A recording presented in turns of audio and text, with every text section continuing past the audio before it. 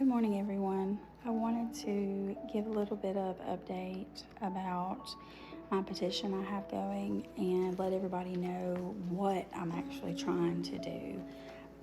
If you don't know, I'm trying to get a law passed in honor of our kids, Brooklyn, Bailey, Madeline, and Tristan. If you don't know my story, I'm going to give a little brief story. On November 21st, 2020, at about 10:26 p.m., they were struck by an intoxicated driver. Tristan, Bailey, Brooklyn, and Madeline all lost their lives. We had two if you want to count Willie, Brooklyn's dog, but one other human person in the automobile wreck that survived, but was critically injured. The driver of the other vehicle also survived. If you've not ever been through something this tragic, I do not wish this upon anybody. With that being said, the law that I'm trying to get passed is a law that requires immediate blood draw, which will preserve the evidence, create consistency, strengthen accountability, and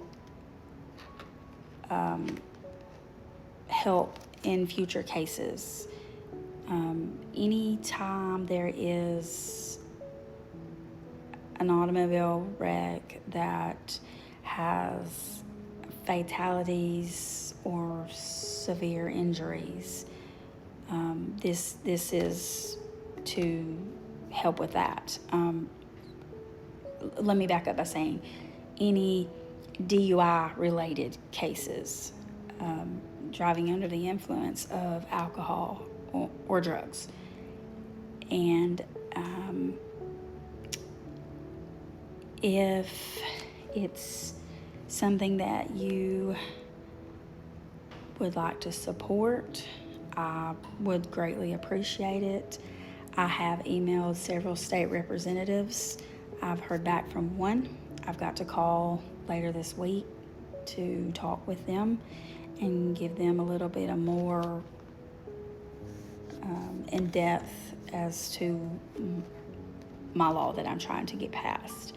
I'm not a very well-versed public speaking person. I don't know the legalities or the ins and outs of the judicial system, but I'm hoping that this is something that can and will be passed for future families. No families need to endure what we had to go through. It was something that you just really can't describe. I've had several people ask me if the person in question is in jail. No, she's not in jail. Due to lack of evidence, if you will, her lawyer and the district attorney came up with a plea deal, and she accepted it. She is to be on house arrest. No ankle monitor is placed. I've had several people ask that. So no, there's no ankle monitor. She is subject to report for probation once a month, I believe.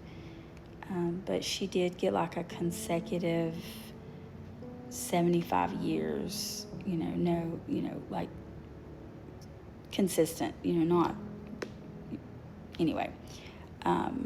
So,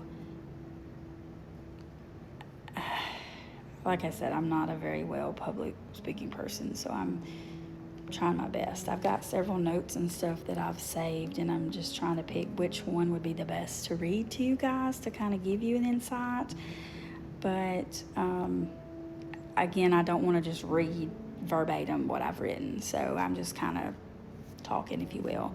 I do have a binder that's got all of their stuff in it. It's got impact statement letters that everyone has sent me throughout the years. I've made several of these and I've got them posted, at several locations. I've got printed petitions that if you want to physically sign it, you can. But on the change.org site, you can go on and sign it there, and it helps, keep account of everything. And I do appreciate everyone that has donated to that. I didn't even know that was a thing until I had seen, and I was going through like all the signatures and stuff, and I seen a few that had donated. So I greatly appreciate that. And with that being said, I think I've pretty much hit all the high points. But if you have any questions, you can send them to me. I'll try to answer them. If you know anybody that's, can help, any news related people, that would be great. I've had several around the area that's reached out to me, so that's, something in the works. And hopefully I can get this out there and everybody knows what we're doing. And it's just a way to honor our kids, Brooklyn, Bailey, Madeline, and Tristan. So I hope you all have a great day and stay weather aware. And happy June.